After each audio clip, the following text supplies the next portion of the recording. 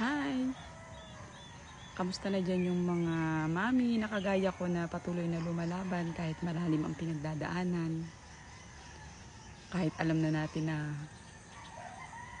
niloloko tayo ng asawa natin pero patuloy pa rin tayong kumakapit. Meron pa bang ganun dyan? Siguro bihira na lang.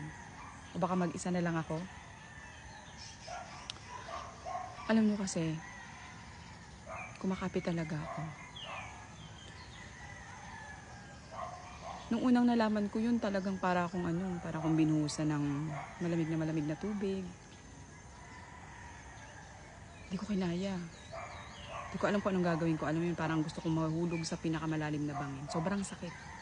Pero alam nyo, along the process, lalaban ka para sa mga anak mo. So, everyday iyak ako. Walang oras. Kahit may business ako, pag nagdi-deliver ako, pupunta ako sa isang sulok. Iyak ako. Iyak ko lang. Tapos, pinapanood ko yung mga story ni ate girl, yung matandang jowa ng asawa ko. Pinapanood ko, dinadamdam ko talaga.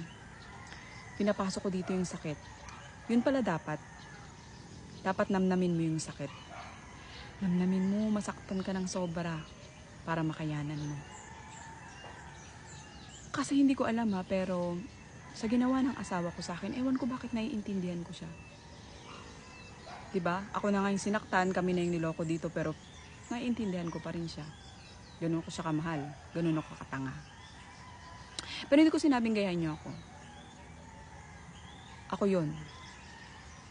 Nararamdaman ko yun. At gusto kong gawin yun. Bakit?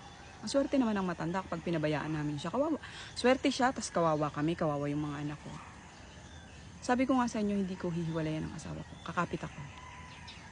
Hihiwalayan ko siya kapag umuwi siya dito sa amin, kinausap niya kami ng mga anak niya, at sinabi niya sa amin straight na hindi niya kami gustong makasama habang buhay at yung babaeng matanda na yun yung gusto niyang makasama. Doon lang ako lulubay. Doon lang ako bibitaw sa kanya. Pero hanggat hindi niya yung sinasabi sa amin ng mga anak niya, hindi. Dito lang ako. 'Di ba?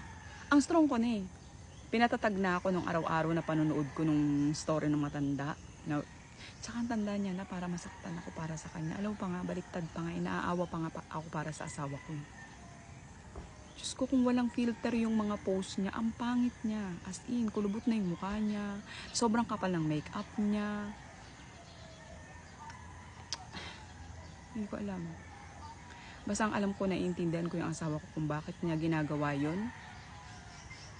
At alam din ng matandang yun kung anong ginagawa.